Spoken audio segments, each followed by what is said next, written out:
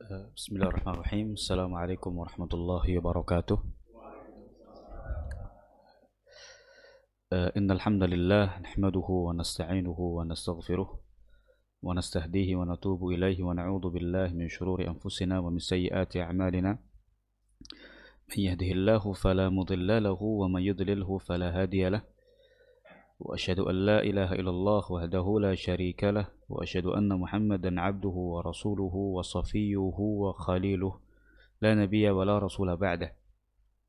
يقول الله جل وعلا في كتابه العزيز يا أيها الناس اتقوا ربكم الذي خلقكم من نفس واحدة وخلق منها زوجها وبث منهما رجالا كثيرا ونساء واتقوا الله الذي تساءلون به والأرحام إن الله كان عليكم رقيبا أما بعد فإن أصدق الحديث كتاب الله وخير الكلام كلام الله وخير الهدى هدى محمد صلى الله عليه وسلم وشر الأمور محدثاتها فإن كل محدثة في الدين بدعة وكل بدعة ضلالة وكل ضلالة في النار أعاذني الله وإياكم من النار. Pertama, marilah kita bersyukur kepada Allah Subhanahu wa taala yang telah memberikan kita kesehatan, waktu luang sehingga kita masih bisa untuk sholat jamaah di masjid yang penuh dengan barakah ini. Pada kesempatan kali ini, insya Allah kita akan sedikit membahas tentang bentuk akhlak mulia yang terpuji atau akhlak yang dicontohkan oleh Rasulullah Sallallahu Alaihi Wasallam sehingga para sahabatnya mengamalkannya. Ada banyak sifat-sifat atau akhlak mulia yang diajarkan oleh Rasulullah Sallallahu Alaihi Wasallam kepada para sahabatnya. Yang pertama adalah taqwa, yang kedua adalah qanaah, yang ketiga adalah tawadhu, yang keempat adalah rahmat atau kasih sayang, yang kelima adalah rifq atau kelembutan. Jadi 5 dasar akhlak ini diajarkan oleh Rasulullah SAW kepada sahabatnya. Namun pada kesempatan kali ini insya Allah kita akan terfokuskan kepada poin yang pertama, yaitu adalah taqwa. Seringkali kita mendengar kalimat taqwa, bertakwalah kalian kepada Allah.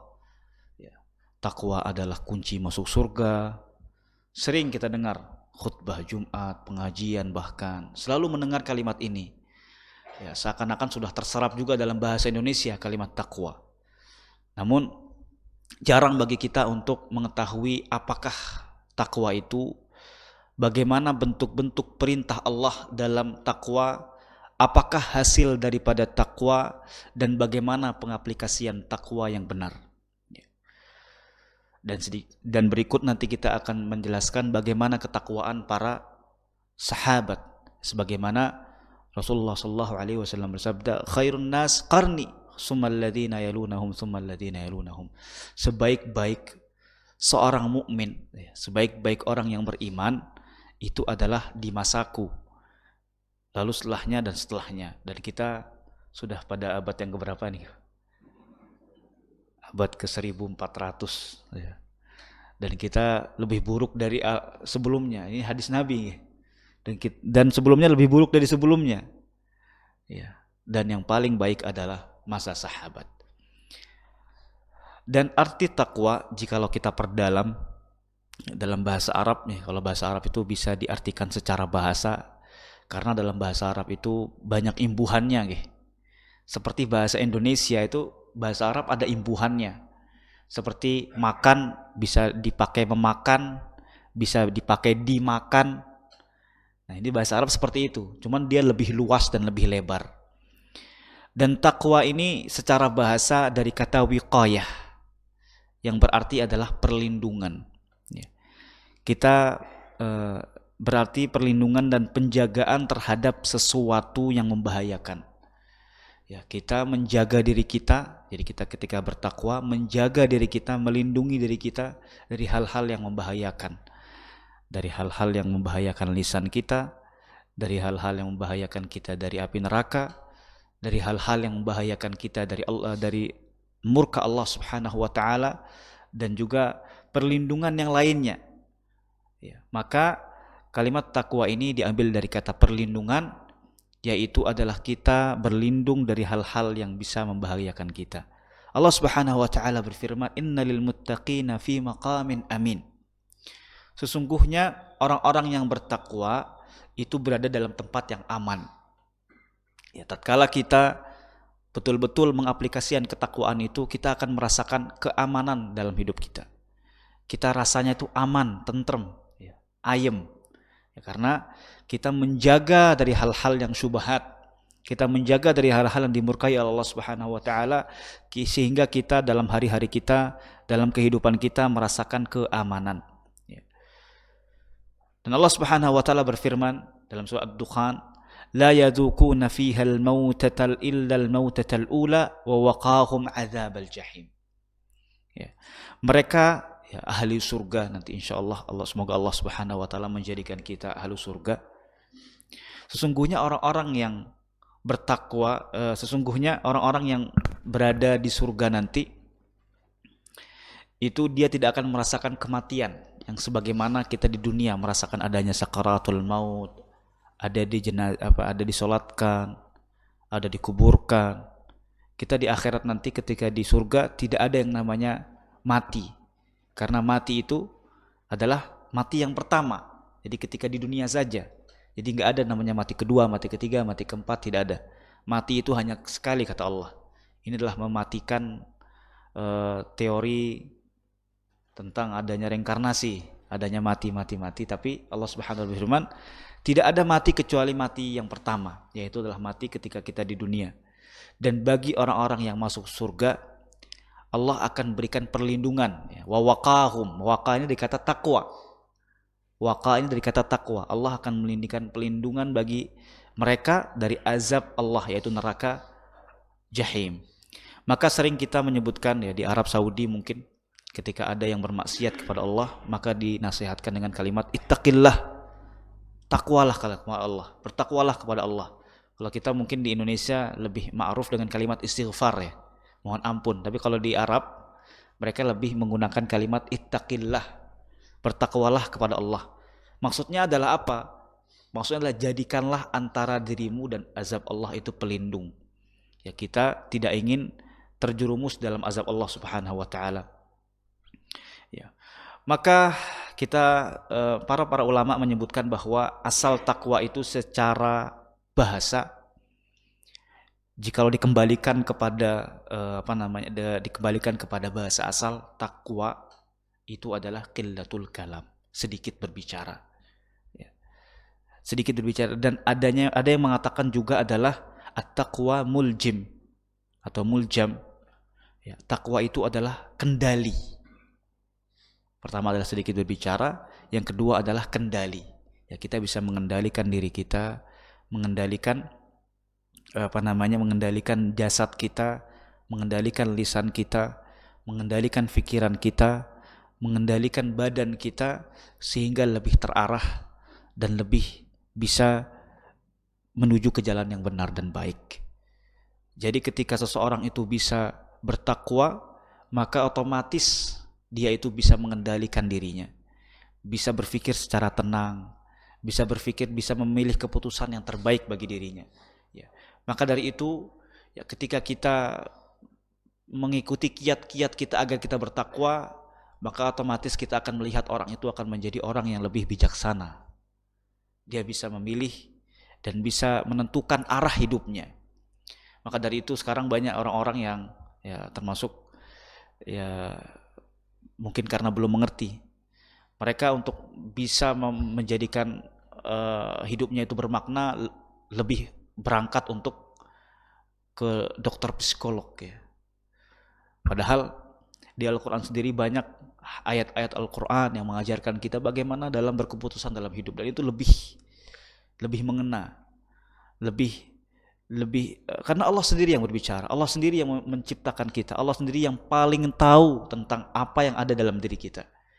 Manusia itu hanya mengamati ya, ilmu psikolog ini kan dia melihat perilaku manusia selama bersekian tahun, dilihat tingkah lakunya, dilihat perilakunya, dilihat dari kejadian-kejadian, itu diserap sehingga menjadi sebuah ilmu. Lalu dia jadikan itu sebagai penelitiannya. Ya, sedangkan ini Allah yang menciptakan. Allah yang menjadikan awal dan paling tahu tentang diri kita. Maka dari itu ketika kita mengikuti firman Allah Subhanahu wa taala, tentu saja arah hidup kita akan menjadi arah yang baik. Tujuan kita menjadi tujuan yang lebih baik. Maka takwa ini secara isim dari kalimat ittaqa atau ittiqa. Lalu Imam Ibnu Abdul Bar rahimahullah berkata, seorang ulama berkata, takwa itu adalah al-kalam bil khairi ghanimah. Berbicara dengan baik itu adalah sebuah kekayaan. Berbicara dengan baik ketika ucapan kita atau tutur kata kita itu baik, itu adalah sebuah kekayaan.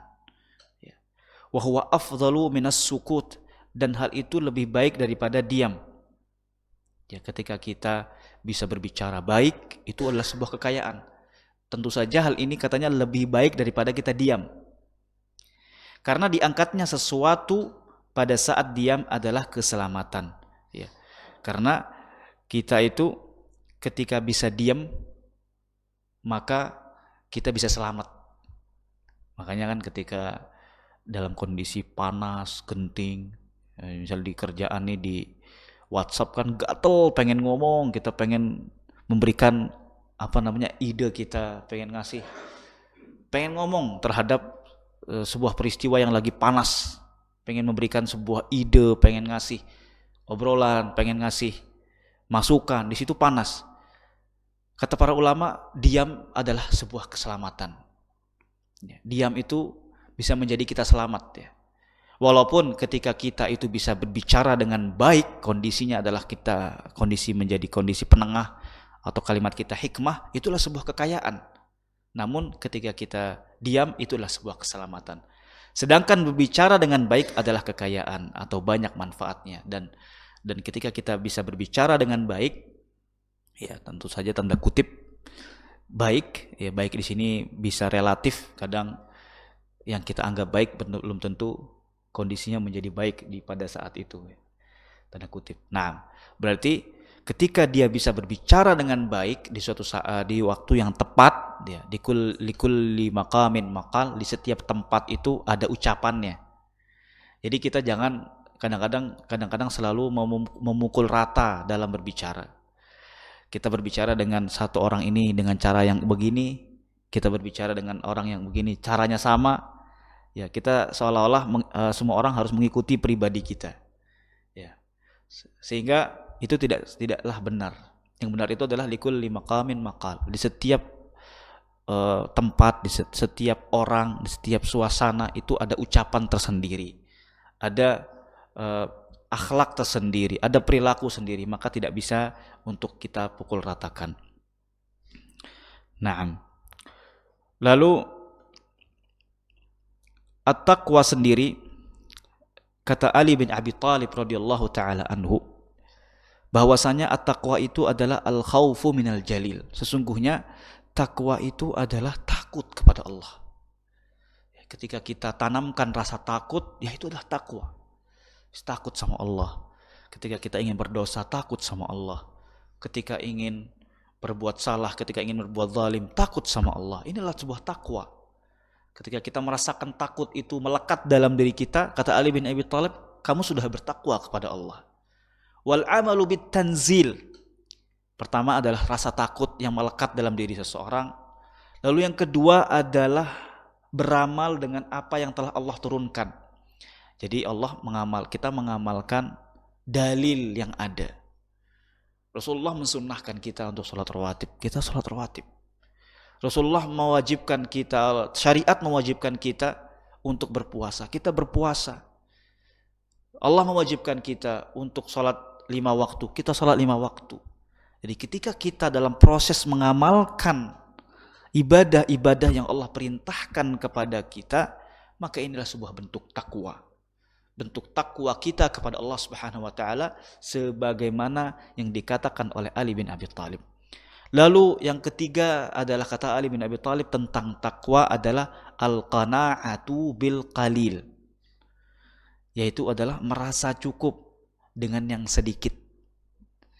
Ya, merasa cukup dengan yang sedikit. Sehingga kita itu kadang-kadang sukanya itu melebih-lebihkan kebutuhan. Ada yang sampai menjadi tidak stabil karena keluarganya dua-duanya keluar rumah misalnya. Ini tidak menyalahkan tanda kutip, maksudnya ada yang sampai anaknya tidak terurus atau lain sebagainya. Ini tergantung kondisi ya. Ini kan karena kebutuhan Ustaz. Ini kan karena kebutuhan kita udah seperti ini, kebutuhan ya. Sekarang coba kita lihat dari segi kebutuhan. Sekali kita makan paling banyak sepiring atau sepiring sudah kenyang ya. Ada 2 piring ya kenyang, ada yang mungkin 3 piring, tapi itu udah pasti kenyang sekali. Dan gak mungkin kita lebih dari itu. Dan pakaian juga yang kita kenakan, pakaian itu apakah bisa lebih dari 1? Kita pakaian 1. Maksud kita double 3 ya pasti akan sumuk atau panas ya. Maka banyak dari sekian manusia itu melebih-lebihkan kebutuhan. Mengatakan bahwasanya hal ini kita kebutuhan ini. Nah, kebutuhan itu ya cukup dengan apa yang kita bisa cukupi dalam hidup itu. Maka kata Ali bin Abi Thalib, al-qana'atu bil qalil. Kita itu harus merasa cukup dengan sesuatu yang sedikit sehingga kita tidak melebih-lebihkan yang namanya kebutuhan. Kebutuhan itu dengan kecukupan maka sudah termasuk nikmat daripada Allah Subhanahu wa taala walaupun itu adalah yang berjumlah sedikit. Lalu yang keempat kata Ali bin Abi Thalib adalah dari bertakwa adalah al-isti'dad li yaumir rahil, yaitu adalah mempersiapkan diri dengan bekal, dengan ibadah, dengan amalan li yaumir rahil, untuk hari akhir kita, untuk akhirat kita. Apa yang sudah kita persiapkan ya, ibadah apa yang sudah kita siapkan. Maka disebutkan bahwasanya para ahli ibadah sehendaknya kamu memiliki ibadah rahasia, sir, yang tahu ibadah itu hanya kamu dan Allah. Kapan itu akan diungkap? Nanti di akhirat akan diungkap ibadah itu. Ya, sebagaimana ada dosa yang tersembunyi, ada juga ibadah yang tersembunyi. Terkadang ada dosa yang mungkin kita tidak ingin orang tersebut tahu terhadap dosa itu. Kita sembunyikan rapat, hanya kita dan Allah yang tahu. Namun kadang kita tidak meleburkannya dengan ibadah yang tersembunyi. Misalnya ada ibadah ini memang ibadah yang walaupun istri nggak tahu, walaupun orang terdekat kita nggak tahu tentang ibadah ini, walaupun anak kita nggak tahu tentang ibadah ini. Kapan akan diungkap ibadah ini? Nanti di tangan kanan Allah Subhanahu wa taala. Nanti diungkap di akhirat kelak, di yaumir rahil kelak. Nah, ini adalah sebuah sifat takwa. Tatkala kita mempersiapkan amalan kita, tatkala kita mempersiapkan suatu ibadah untuk bertemu dengan Allah Subhanahu wa taala. Ini adalah sebuah sifat atau definisi takwa menurut Ali bin Abi Thalib. Maka sangat mudah untuk dimengerti, untuk dipraktekkan dalam hidup ya. Jadi takwa itu sangat mudah untuk dipahami sebagaimana yang didefinisikan oleh Ali bin Abi Thalib. Lalu Talaq bin Hubayb radhiyallahu anhu berkata, seorang sahabat juga mengatakan, "Idza waqa'atil fitan," ya, apabila kamu tertimpa fitnah-fitnah. Maksudnya di sini fitnah bisa berarti masalah-masalah, beban, perkara hidup, pikiran-pikiran yang tidak menenangkan, banyak masalah. Jikalau kamu tertimpa fitnah atau masalah, fatfi'uha bittaqwa, maka padamkanlah dengan ketakwaan. Padamkanlah api fitnah itu, padamkanlah masalah-masalah itu yang menimpa kepada kamu dengan takwa. Maka para sahabat yang lain bertanya, "Ma huwa taqwa?" Apa itu takwa yang kamu maksud? Maka disebutkan, qala hiya an ta'mala bi ta'atillah ala nurin minallahi raja'a rahmatallah. Takwa itu adalah ketaatan kepada Allah atas cahaya daripada Allah dan mengharapkan rahmat Allah. Oke, maka dimulai dengan apa? Dimulai dengan taat kepada Allah. Ketika kita tertimpa masalah di suatu saat yang kita tidak mengharapkan masalah itu datang, Misalnya sebelum waktu itu tertimpa oleh masalah yang begitu berat. Qadarullah telah dekat waktu zuhur. Tinggalkan masalah itu, taatlah kepada Allah. Kita padamkan keadaan itu. Kita tenangkan jiwa itu. Maka Rasulullah SAW berkata kepada Bilal, seorang muazzin, "Ya Bilal, arihna bis salah." Wahai Bilal, istirahatkan kita dengan sholat. Jadi sholat itulah sebuah istirahat, penenangan jiwa. Sebagaimana para sahabat itu ketika memadamkan masalah, menyelesaikan masalah, dimulai dengan ketaatan kepada Allah. Hal yang paling dekat yang ia lakukan, ketaatan kepada Allah, maka ia akan lakukan. Lalu mengharapkan rahmat Allah, kita merahmat kepada Allah, berdoa kepada Allah, tunduk kepada Allah, mengharap. Ya, bagaimana kalau kita orang namanya mengharap itu ya mengharapkan menjadi lebih baik, mengharapkan Allah menjadi lembut kepada kita, mengharapkan Allah menjadikan takdir yang terbaik kepada kita. Sebagaimana kebaikan itu tidak harus nampak di dunia. Kadang kebaikan itu akan muncul nanti, bahkan setelah kita meninggal. Bayangkan Nuh alaihi salatu wassalam ketika dia itu berdakwah, umur dia berapa? Dia minta umurnya Adam alaihissalam. Minta umurnya Adam alaihissalam untuk berdakwah. Dan umur dia sekitar 900 tahun. Berapa jamaahnya? Ya, 18. Atau bahkan satu riwayat yang lain menyebutkan 70. Sedikit sekali. Umat manusia waktu itu sangat banyak. Ya. Akan tetapi dari yang sedikit ini melahirkan orang-orang yang bertakwa. Allah tidak menampakkan hasil dakwah itu di waktu itu. Kadang orang putus asa, sudah melakukan banyak hal, sudah melakukan ini, melakukan itu, ternyata kok nggak ada hasilnya ya. Ya kadang juga kita berpikir, saya sudah melakukan, ternyata hasilnya di anaknya kadang-kadang. Ternyata hasilnya di cucunya. Dari didikan dia kepada anaknya, anaknya mendidik kepada cucunya, cucunya kepada cucunya, ternyata cucunya menjadi orang besar. Orang yang bertakwa. Hasil itu tidak harus sekarang. Kadang hasil itu nampaknya nanti Allah akan perlihatkan kepada kita. Jadi kadang-kadang kita ini orangnya menjadi tidak sabar. Ya, sebagaimana kaum Bani Israel tidak sabar, ingin segera melihat Allah. Arinallah jahratan, kata mereka. Orang-orang Israel itu saking tidak sabarnya, kalau mereka di dunia, perlihatkan Allah kepada kita sekarang juga. Gak sabar mereka, menunggu nanti. Sehingga Allah marah dengan ucapan itu dan Allah turunkan petir, membunuh mereka semua, membinasakan mereka semua. Maka dari itu, hal yang nampak itu belum tentu baik di mata kita. Ya, karena Allah itu punya record atau rekaman semuanya dari awal hingga akhir. Kita tidak usah khawatir dengan satu kebaikan. Ya'mal mithqala dzarratin khairan yarah. Walaupun dia beramal soleh yang kecil pun Allah sudah catat. Tidak usah kita khawatir dengan ibadah ini apakah betul dicatat atau tidak, apakah bermanfaat atau tidak. Yang namanya hasil itu, ya, ketika kita sudah usahakan, yang menilai bukanlah kita juga. Ya kalau kita ujian, ya kita hanya menjawab saja, mengusahakan. Yang menilai kan bukan kita. Ini pasti jawaban saya benar, ini benar. Gak mungkin. Pasti yang menilai adalah guru. Begitulah kita menyikapi namanya takdir. Kadang-kadang kita sudah menganggap jawaban kita itu benar. Padahal Allah bilang, coba lagi. Jawabanmu belum benar. Ya. Dan kita memaksakan seolah-olah jawaban kita itu benar. Padahal Allah tahu al-awwalin wal akhirin. Allah itu maha tahu tentang apa yang di awal dan apa yang di akhir.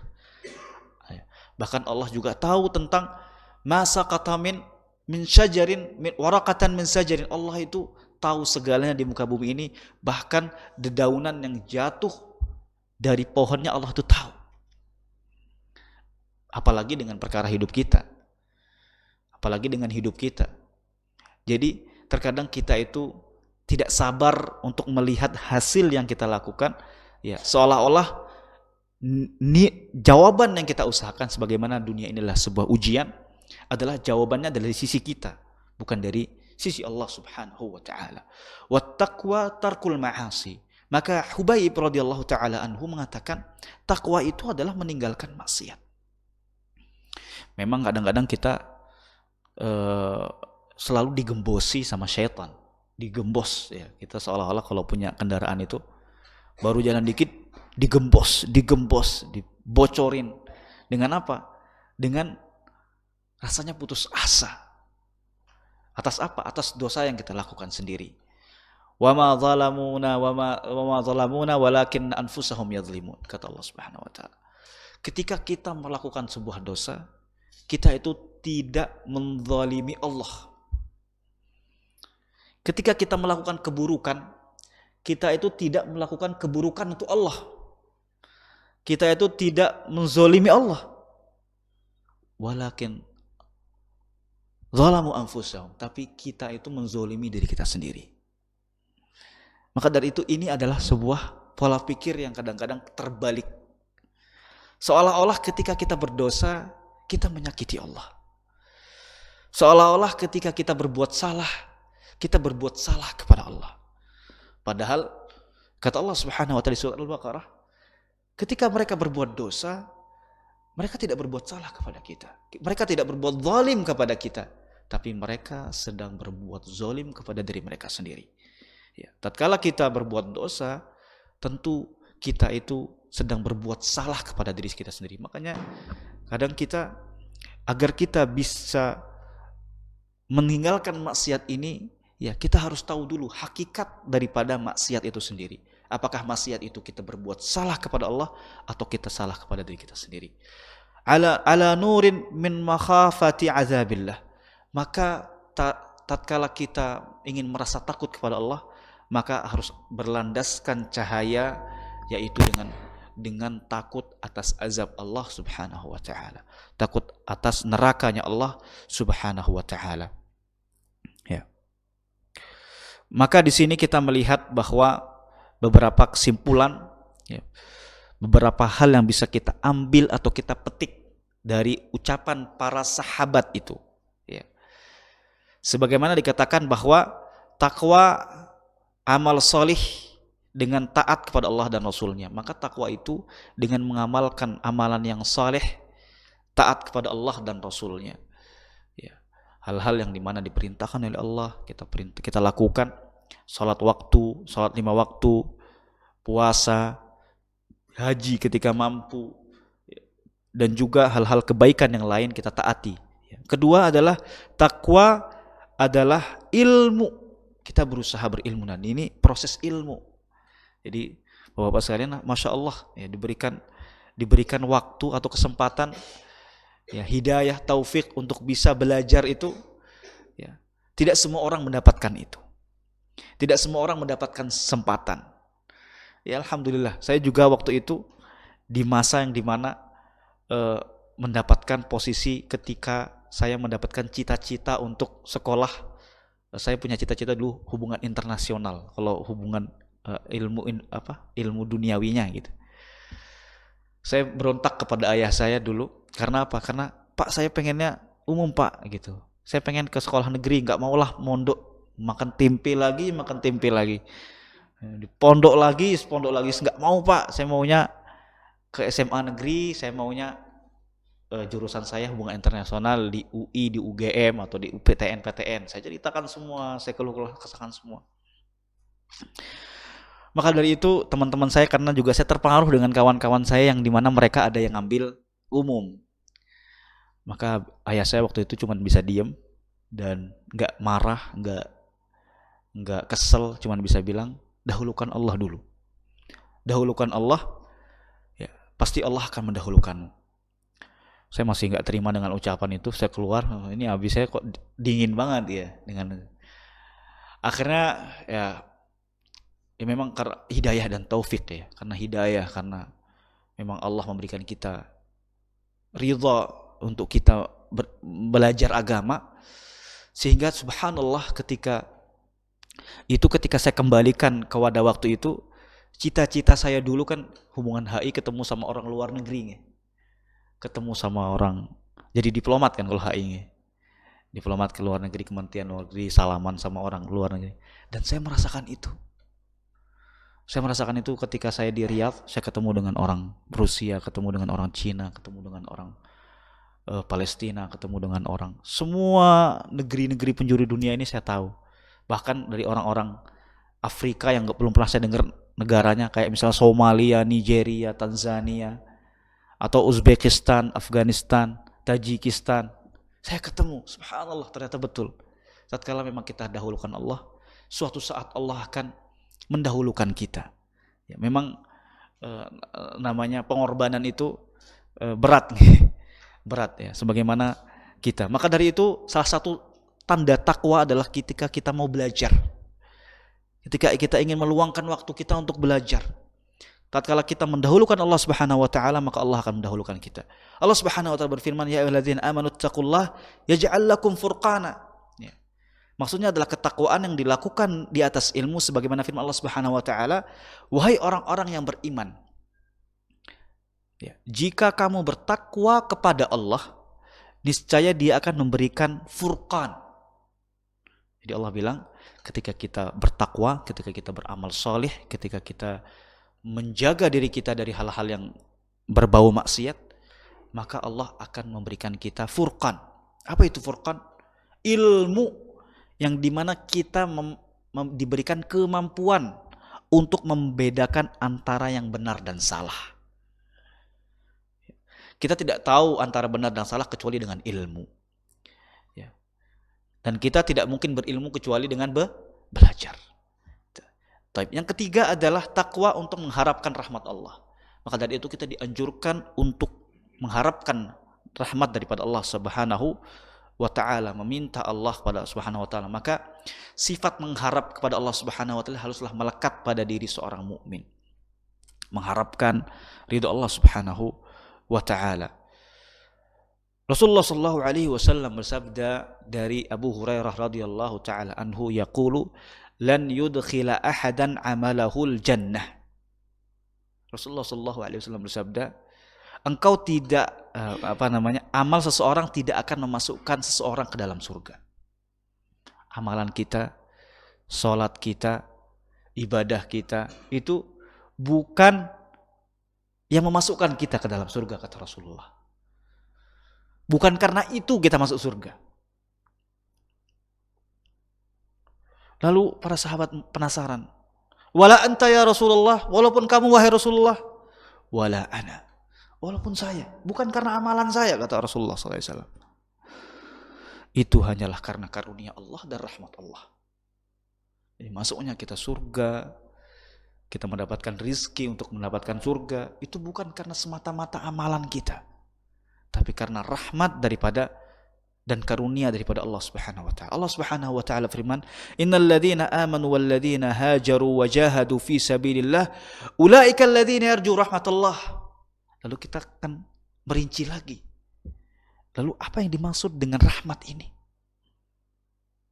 Apa sih rahmat itu? Kita mengharapkan rahmat Allah. Naam, thayyib, rahmat Allah. Lalu apa rahmat Allah?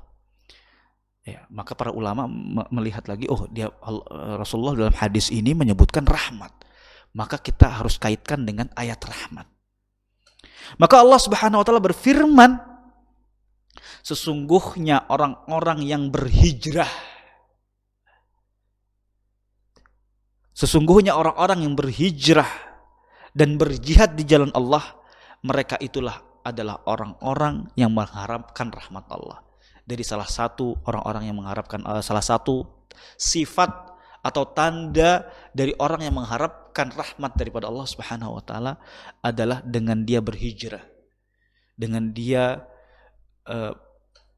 berpindah dari kondisi hijrah itu tidak harus pindah tempat.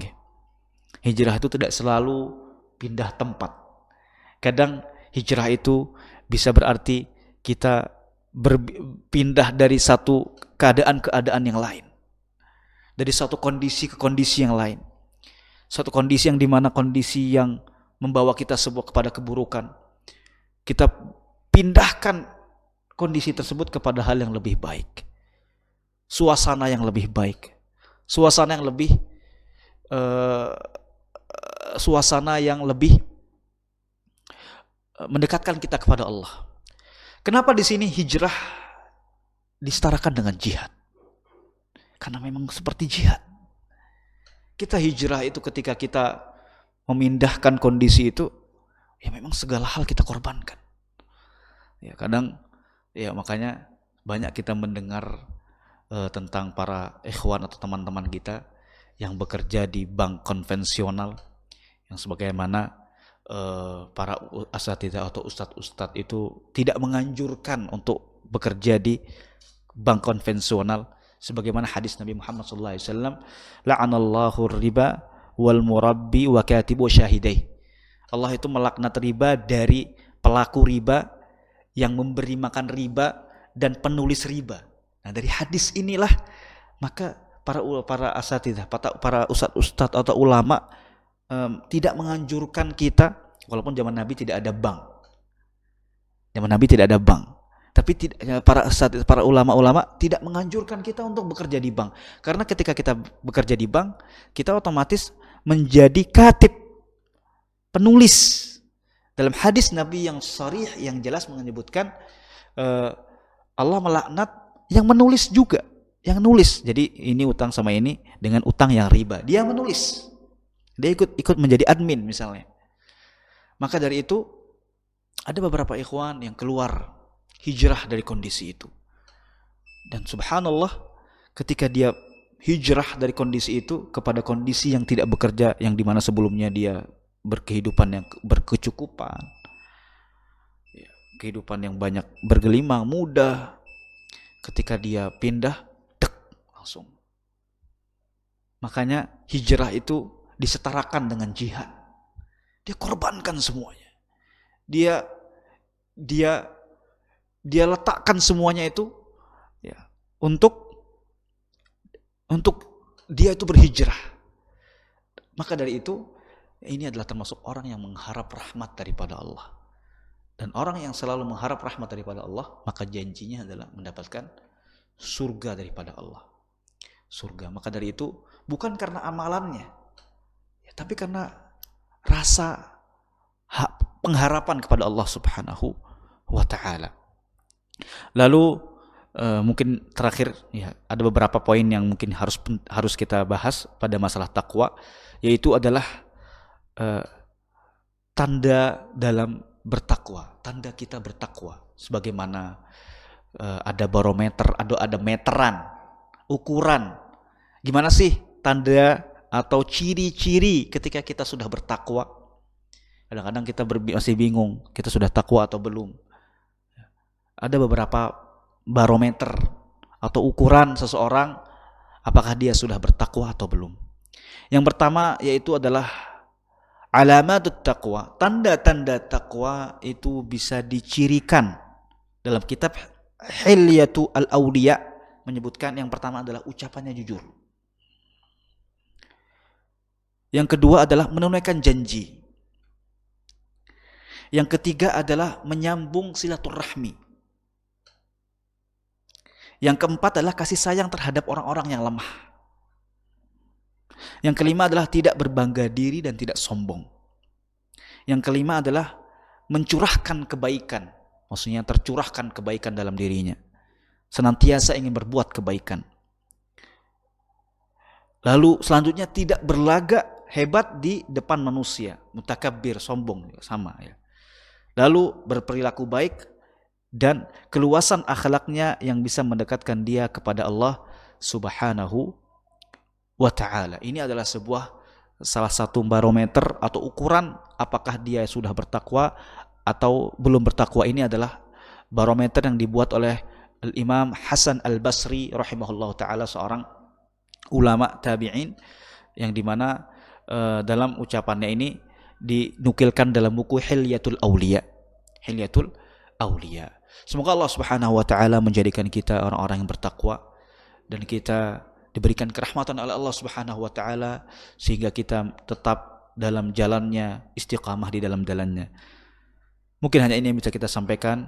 Kurang lebihnya mohon maaf. Naktafi bihadzal qadar. Subhanakallahumma wa bihamdika asyhadu an la ilaha illa anta astaghfiruka wa atubu ilaik. Assalamu alaikum warahmatullahi wabarakatuh.